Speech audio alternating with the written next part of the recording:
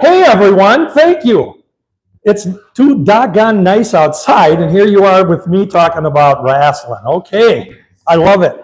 So there we are, All-Star Wrestling.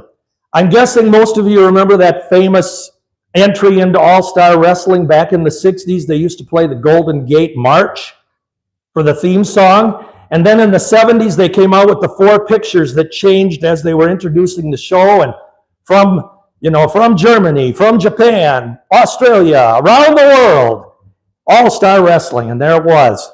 And obviously, All-Star Wrestling is no longer with us.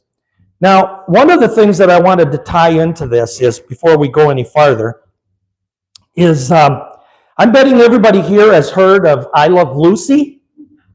You've heard of All in the Family. You've maybe heard of Seinfeld. Dick Van Dyke Show, The Honeymooners, and I'm just naming those. I could go on. One thing that each of those television shows that are now iconic, and all television shows even today that have in common with those, is that they had usually 4 or 5 central characters in the show. So I Love Lucy, for example. Obviously, the star was Lucille Ball. But you had Ricky and Ethel and Fred. 4 characters, and every episode was intertwined around the adventures and misadventures of those 4. Same with All in the Family. We had Archie, the bigot, the whatever. Archie was something. And the meathead. And we had Edith. And we had Sally Struthers. Yep. So, all again around those characters. Now, the reason I make this analogy is that some of you that have been here before, I may have mentioned early on that professional wrestling back in from the late 40s, after World War II, going forward till about the mid-80s to the late 80s, pro wrestling was built on territories around the United States, Australia, Japan, Canada, other countries. And being these territories, each territory, and there were about 25 to 30 of them at their height back in the 50s, the 60s, and the 70s. And each territory had what we called mainstays. Now, these were 4 or 5 wrestlers that usually were just like those television shows that I mentioned to you a moment ago. There were usually 4, sometimes 5 central characters that everything in the territory revolved around.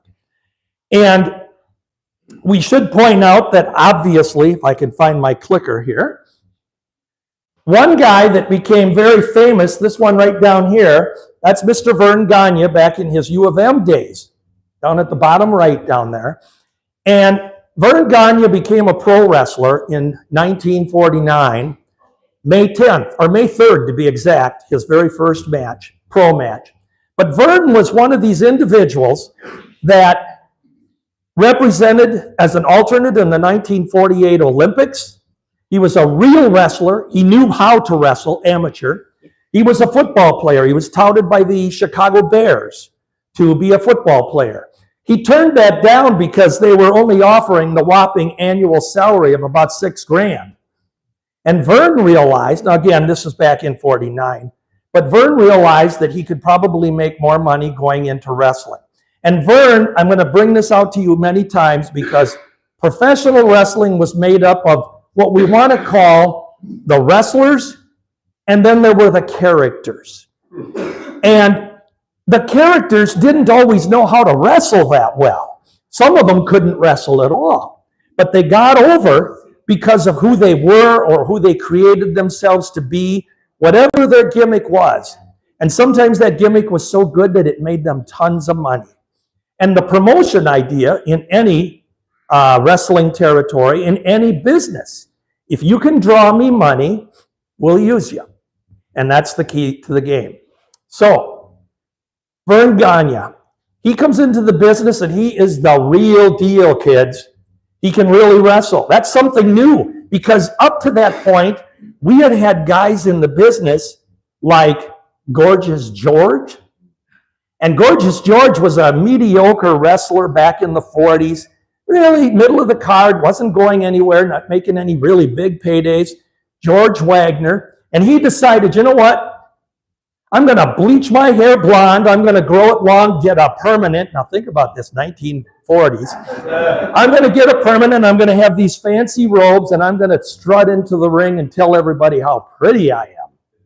And when he'd come to town, this was a big deal in the wrestling towns. This was right around the advent of television in the late 40s.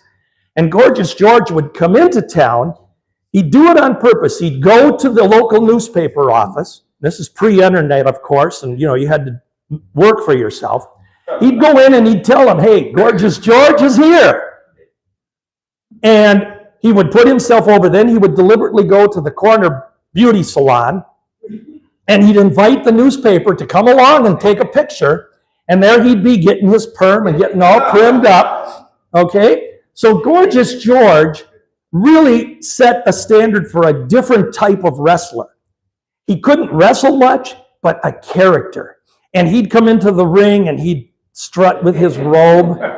And he'd throw out what he called Georgie pins, but they were bobby pins and they were gold-plated, suppose. He'd throw them out to the ladies at ringside. And he would tell the guys sitting in the front row next to their wife or girlfriend, he'd say, hey, sweetie, wouldn't you rather have a guy like me instead of that big fat guy holding the beer? Now, why did I point to you, huh? So, Gorgeous George drew the heat of the men, and the ladies, of course, they would cheer. But then you got the opposite to this. You've got this guy, Vern Gagne. And Vern Gagne in the 1950s, I wrote this story years ago for Greg. You see different opponents going around. And we've got Hans Schmidt and Killer Kowalski. There's Gorgeous George right there. And we had Killer Kowalski and Pat O'Connor. Tiny Mills. Anybody remember the King of the Lumberjacks? And Wilbur Snyder, Mitsu Arakawa, the dastardly Japanese. They called them dirty Japs in those days, kids. And he'd throw the salt in the eyes of his opponents. And then you had Angelo Poffo. And Angelo Poffo, if anybody followed the current modern day wrestling, he was the father of Randy Macho Man Savage. Okay? But Angelo Poffo was a heck of a great wrestler and worker. He could really do it. In fact, he held the world record in the Guinness Book of World Records for doing the most sit-ups within, I forget what the time period is, but it was, over 6,500 sit-ups at one sitting. And then, of course, Kinji Shibuya, that's Mitsu's evil Japanese partner. And we had Hard-Boiled Haggerty, the king of the wrestlers. And then Dick the Bruiser, who played for the Green Bay Packers and became a professional wrestler. And guess what, kids? He was trained for the pro ranks by Vern Gagne. So there you go. Well, okay, with Vern. Vern was drawing record crowds. This is a sample from 1953, and I know it's hard to see back there in the cheap seats. Sorry. But there's different cities with attendance records. Now, I don't know in wrestling, sometimes they fudge things a little bit, so I don't know. But, yeah, really. Excuse me. But anyway, there are attendance records, gates records, and this is all supposedly because Vern Gagne was on the card. But Vern was the real deal, and he was making money going on the old Dumont wrestling television network in the late 40s, early 50s. And this was a national hookup television station at the time. So guys like Killer Kowalski and Yukon Eric and Hans Schmidt and Kinji Shibuya, Vern Gagne, Luthez, these were guys that were getting the national attention. So when they come to your city, they were already a big deal.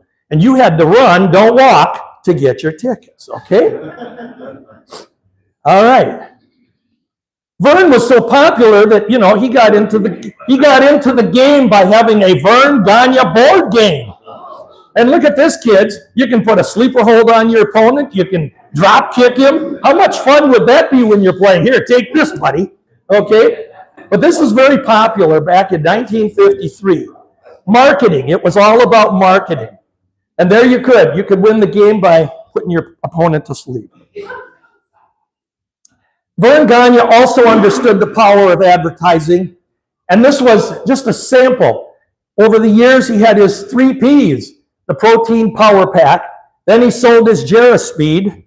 And you see that bottle down there. You remember Marty O'Neill, he'd hold the bottle up and he'd say, "Fans, remember, there's none genuine without Vern Gagne's picture and signature on the label." Okay? And Vern touted the vitamins. Well, he also had to get people in shape. You know, he wanted you to know how to work out and wrestle too, so he created his own isometrics. But hey, baby, they're Gagne metrics. And this was a great book, page after page after page of examples how to do the isometrics, the Gagne metrics at home. And they were all done by Vern in the book and a lady wrestler named Kay Noble, who at the time, if you care, was married to a wrestler named Doug Gilbert, who wrestled locally for quite a while.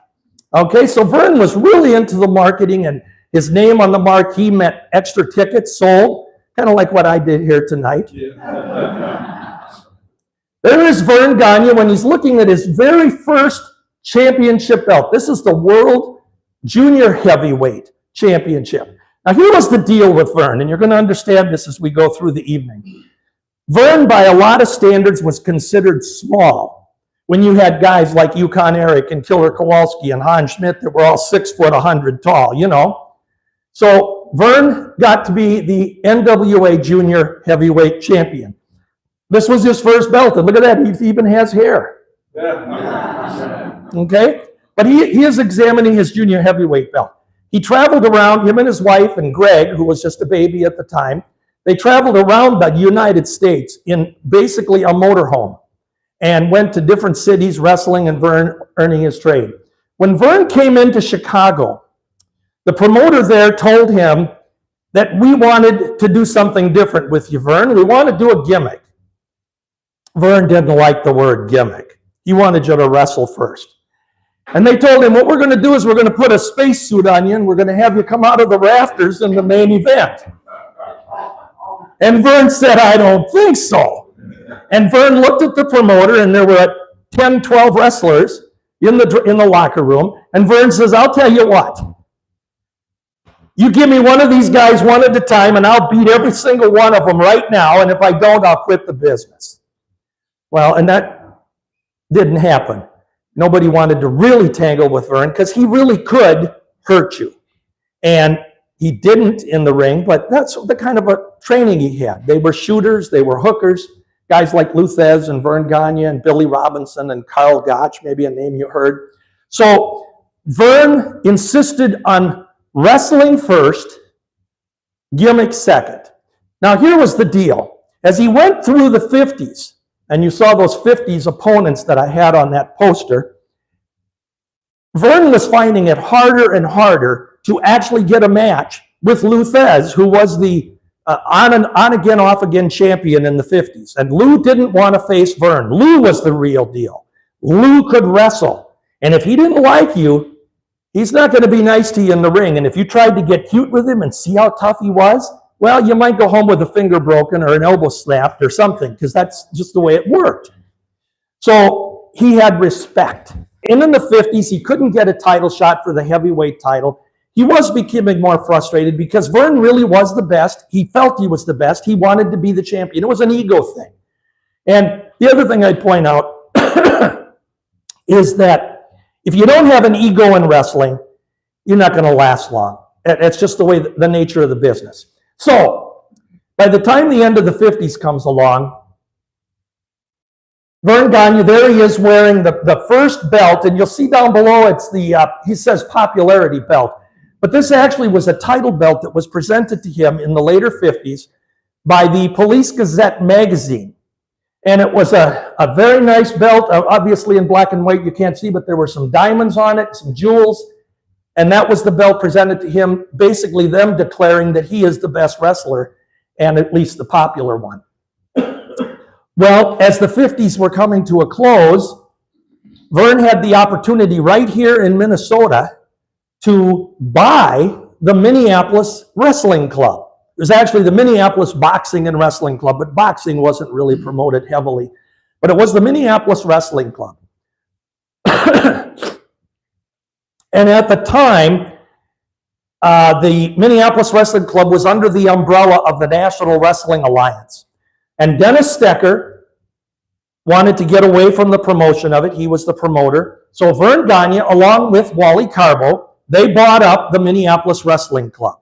Now that is what became the American Wrestling Alliance later on, okay? But it was still the main company was the Minneapolis Wrestling Club.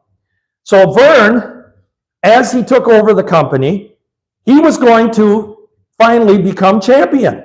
Now, we know in wrestling, I know we didn't know this back then, or at least if you did, you didn't tell, and if you did tell, they didn't believe you. But pro wrestling was prearranged. We knew the winners, we knew the losers. I know. You know, and the next thing they're going to tell us Santa Claus isn't real. So, the whole thing was that Vern had the opportunity to become champion of his own company.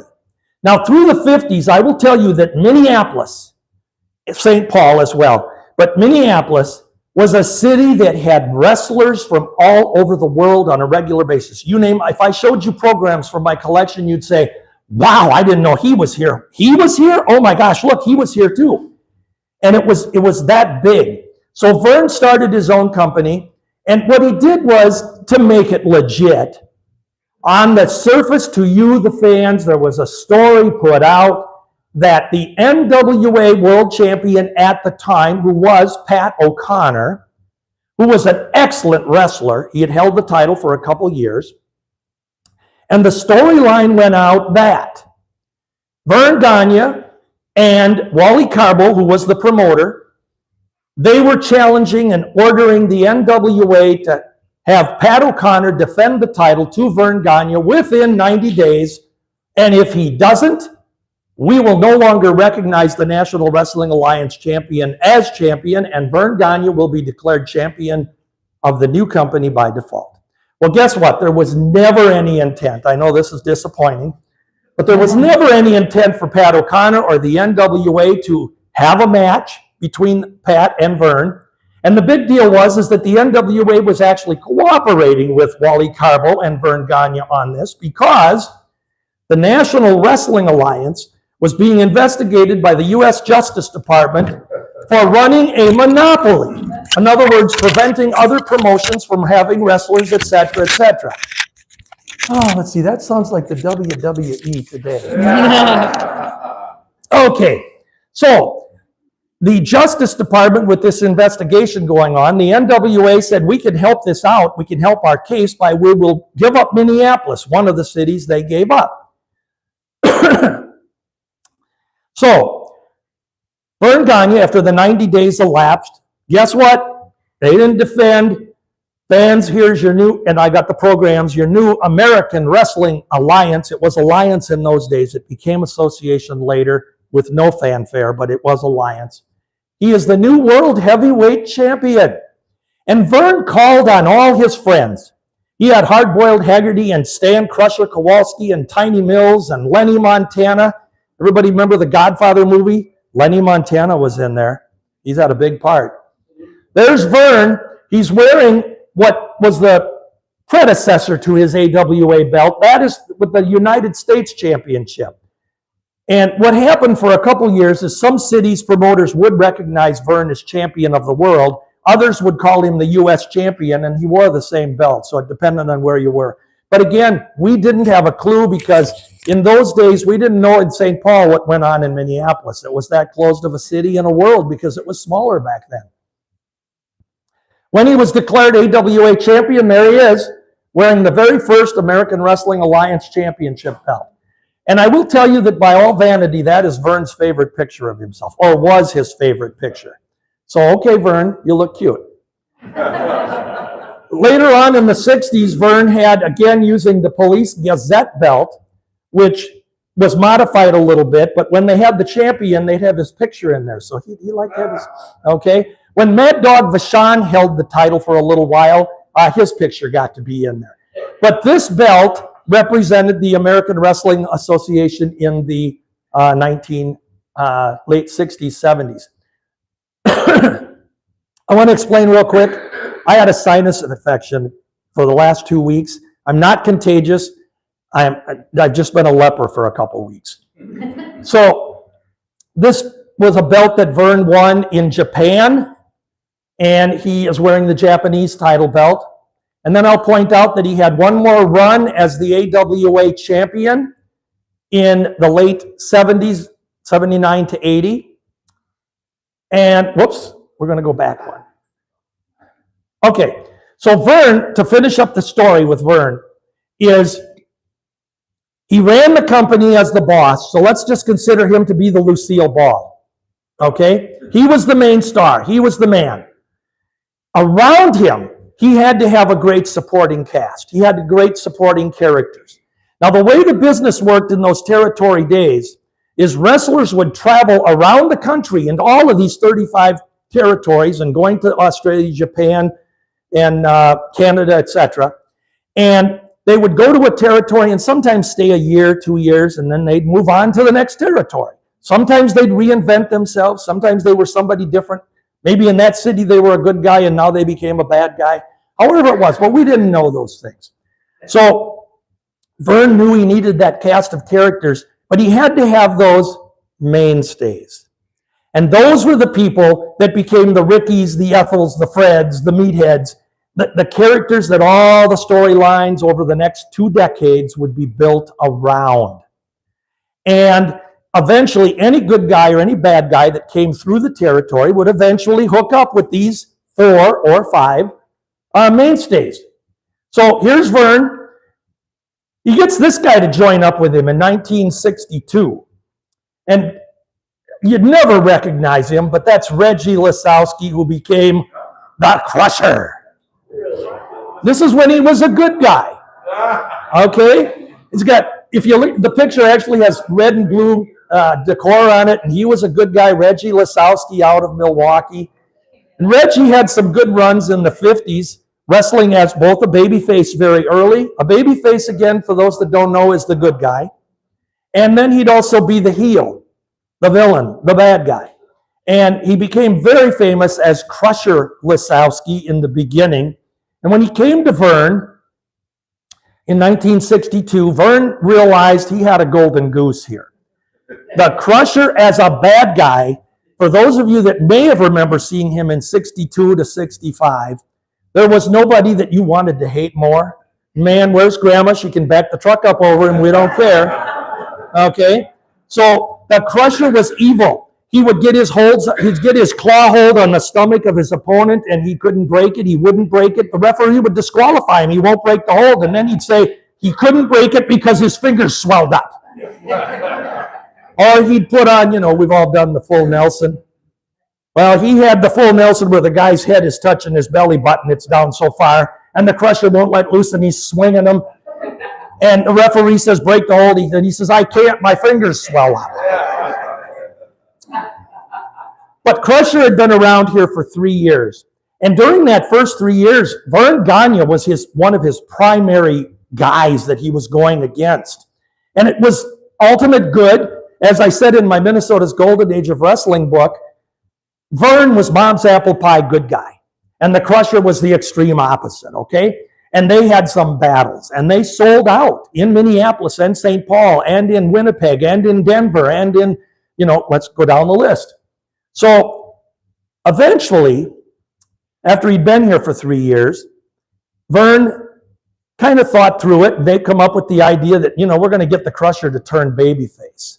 Okay? After he'd taken care of Doug Gilbert and Roy McClarty and Don McClarty and Vern Gagne and Eddie Sharkey and George Drake and Wilbur Snyder, all these good guys,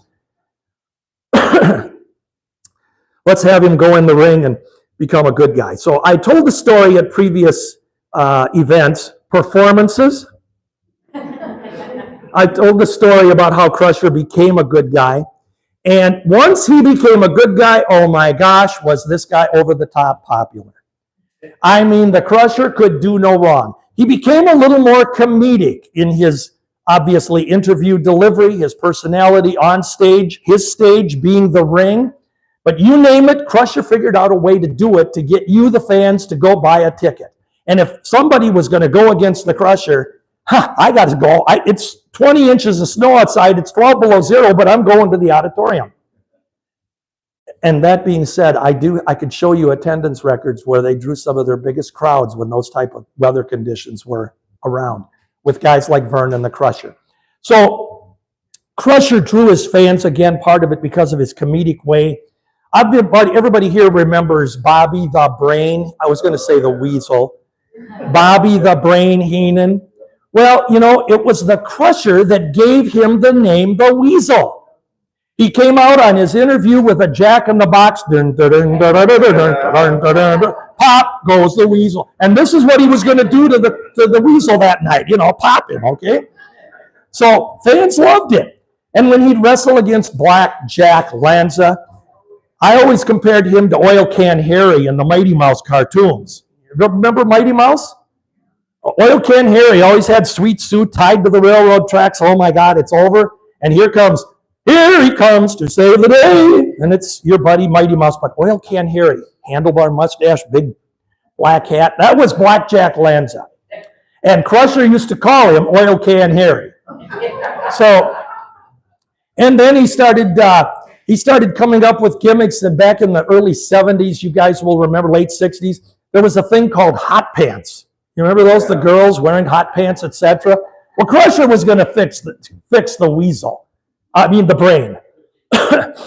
He says, we're going to have a loser wears hot pants match. And the Bobby Heenan goes off on, there's no way the guy's a nutcase, But Bobby Heenan ended up wearing hot pants. So, kind of cute, actually. But anyway, it was another gimmick like that. And when he'd come up with a guy like the Super Destroyer who wore a mask, well, Crusher would call him Super Dummy. And I want to point out when I say these things that these guys did not have a script. They didn't have to learn page after page of dialogue to go out and do their interview on TV. They did it themselves. They usually had 2 to 3 minutes during the All-Star Wrestling program to promote their next match for the next card, wherever it was. And all they knew was who their opponent was and what the city was. And then they would go out there and they would ad-lib their. So when you got a guy like Crusher throwing out these one-liners, calling him Super Dummy, and then his manager, Lord Alfred Hayes, well, Crusher called him Alfinko Hayes. Just to get the fans to cheer him a little, Alfinko Hayes, So it was all these things that made the Crusher so popular. And from that 1965 babyface run all the way up until really the mid-'80s, and the Crusher was well into his 50s by then, really a shell of his former self as far as being able to move and do the things that he did. But he still drew the money because his name was box office magic on the marquee. And you still wanted to see the Crusher. So that was one of Vern's mainstays that really, really set the bar real high in the AWA. And what would happen, and I've mentioned this before, is Crusher, he loved to take a vacation once in a while. I just don't want to wrestle for the next 3 months. So they would create some injury angle. Fans, last Saturday night, Mad Dog Vachon put the Crusher out of action with a bad back. We're not sure how long he's going to be out. But the key to this is that when the Crusher decided to come back, he had a ready-made feud because I'm going to get even with the bum that put me out of action, So the Crusher would take these self-imposed vacations. But he was so popular that there were times when the AWA wasn't always drawing as well. Vern wasn't always wrestling here. And the crowds were down. So Vern would get on the phone. It was called a landline in those days. And he would say, Crush, Reggie, I need you. Come on back. And Crusher would always have stipulations. How long is it going to be? What am I going to have to do? What do you want me to do? And, of course, Crusher would come back and the house would pop. The Crusher's back. Here we are in the month of May. The fishing opener comes up in a couple of weeks. And it's May tomorrow. I'm not that far behind.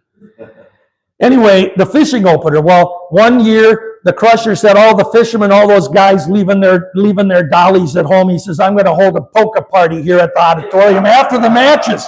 So in St. Paul, They actually had a poker party, and Crusher was going to dance with all of his dollies. And it sold tickets, you know. So that was the Crusher. And he just was one of those guys that could always draw money. And when he would come back, Vern usually asked him favors too, like, could you come back and I need you to fill in for Hercules Cortez, who sadly got killed in a car accident, and he's half of my tag team champions. I need you to fill in as half of the tag champs. How long is this going to be? When am I going to be able to drop the belt? Crusher never wanted to be champion because it strapped him, no pun intended, to the area, to the territory. So Crusher really had the power to kind of control Vern a little bit. But it worked, okay? There he is when he was a bad guy. I'd like to wake up with that looking in your bedroom window.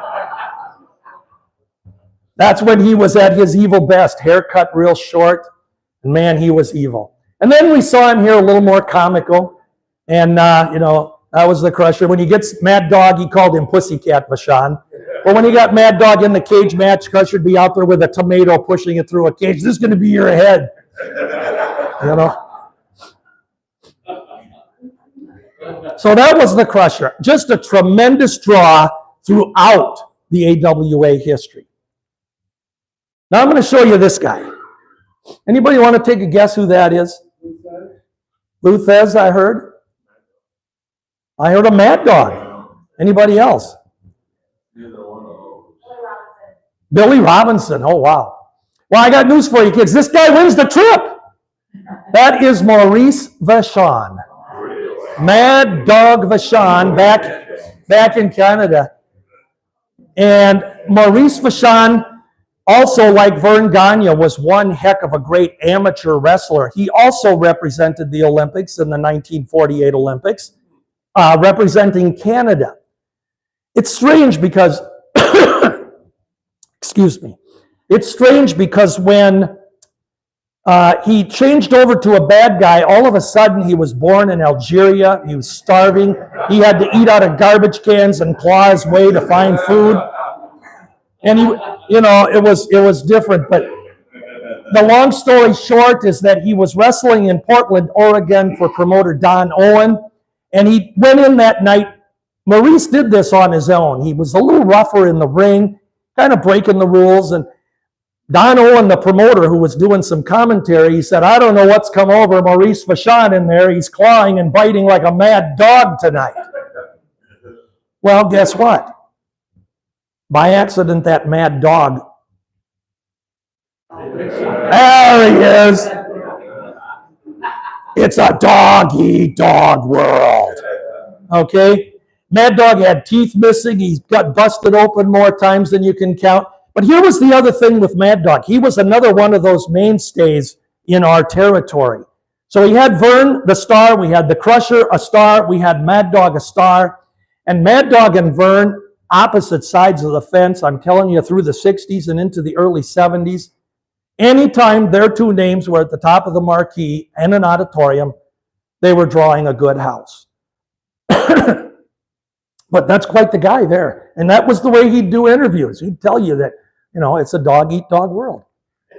Later on in life, look at, he really was a pussycat. He became a good guy at the end. One of the weirdest things happened. After 15 years of feuding, Vern Gagne's in a tag team match against Ray Stevens and Pat Patterson, along with his partner, Billy Robinson. And Stevens and Patterson, they injured Billy.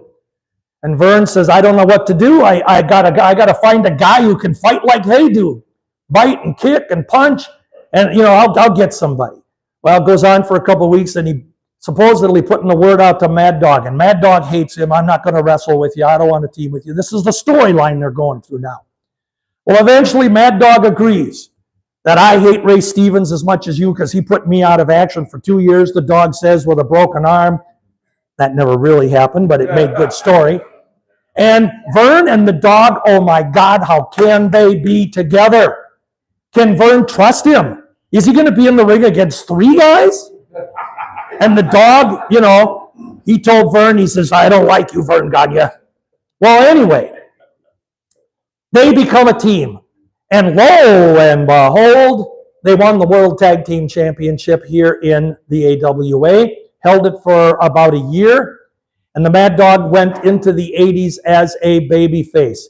Now, the thing that was great about this type of a baby face, similar to what the Crusher did, was that he still broke the rules, he still kicked, he still stomped, he still bit, but the fans cheered him because he was doing it to somebody they hated just a little bit more. You know, when Mad Dog Vachon is now kicking the crap out of Jesse the Body Ventura, okay? Amazing that guy ever became governor. You know, I've told this story that if you would have asked me in 1980 when I saw Jesse standing in there with his tie-dye trunks and his purple hair and his tie-dye boa and everything else, if you'd have told me he was going to be governor, I would have put money on that one and it wasn't going to happen. So anyway, Mad Dog became a good guy, and his matches against Bobby Heenan with Nick Bockwinkel, oh my gosh, ring classics. So that was the Dog as he left, and just one of the kindest guys. He kind of had an unfortunate end in his life. He was running, jogging some years after he had retired. He got hit by a hit-and-run driver, and he was tossed into the culvert, laid there for a few hours, ended up losing his leg.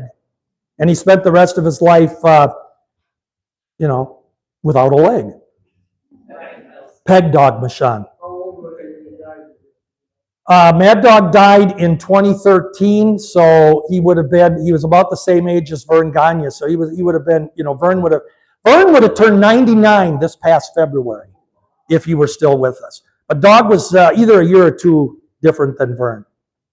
So anyway, that was another one, just the incredible mainstays that always drew money. And when you needed a house, you got a hold of the Dog. Vern even had the Dog team up with his real-life brother, Butcher Vachon, Paul Vachon.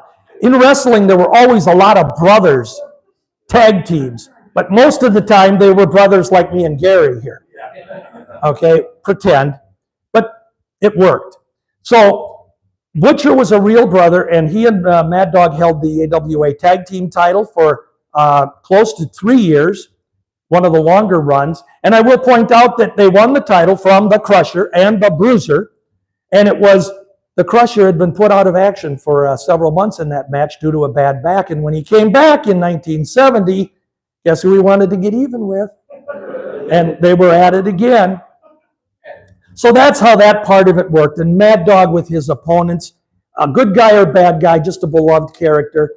And one of my favorite stories about Mad Dog is outside the ring, he was never anything like the character you saw in the ring. I was at a book signing event in Iowa, and we were in a circular table signing situation, and I was over here and Mad Dog was over here. And Mad Dog's wife came over and said to me, Mad Dog wants to buy one of your books. And I looked up at her and I said, Kathy, I'll be over there in a second. So I went over to Mad Dog and I gave him a book. I said, Mad Dog, you're not going to pay me for the book. I said, you've paid me for all of the things that you did over the years to entertain me. And Mad Dog used to send me 8x10 glossy photos in the mail. All of a sudden, I just get an envelope with 2 photos from Omaha, Nebraska, where he lived, not Algeria. I should have figured it out back then. But he'd send me a picture for free, and he'd sign it, different things like that. So Mad Dog was a great guy. And when I wanted to meet his brother, Butcher, I'd never met Butcher, and I went up to Butcher and was going to start talking to him, and Butcher was doing the normal. You guys heard me use the word kayfabe before. It's kind of like the secret we don't tell wrestling's not real code, and talk different so they don't know we're talking about, you know, what we're going to do. And Butcher was kind of standoffish to me. And Mad Dog goes, and he had a Canadian French accent. And he says, no, you talk to him. He's a good guy. You take care of him. Okay. That's the way Mad Dog was. He was really just a great guy. Ended his career, of course. He did pass away eventually, and as we all will someday. This young man, another mainstay. Anybody know who this guy is? There you go. This is a picture taken about 1959. And Larry Hennig was a Robbinsdale graduate here in Minnesota, which also was the place that guy named Vern Gagne graduated from. And Vern was 10 years ahead of Larry. Vern brought Larry into the business. And Vern and a guy named Joe Pazendak trained Larry. Here was the deal with Larry Hennig, and this is both an inside and outside the ring type scenario. Larry was always bigger than Vern, stature-wise I'm talking about. He was, his style made him rougher than what Vern was. He wasn't quite the wrestler that Vern was. So as Larry got into the business for a couple years, eventually he started playing the roughneck a little bit. And he did a few things. He went to Texas, adopted some heel tactics, etc. Came back here to Minnesota, and he was called himself Big Red Hennig for a very short time. He had red hair, a Big Red Hennig. He had also tried out for the Minnesota Vikings. He didn't make it. And there was actually, I have a program with a picture of him in the ring with a big poster that says, "Welcome home, Viking." And Larry was there. And then he also worked with a wrestler in the Central States territory as a heel. The team was called the Vikings. Larry and Bob Morse, a wrestler you would never know, had Viking helmets on. And so Larry had that heel persona. But here's how you make money.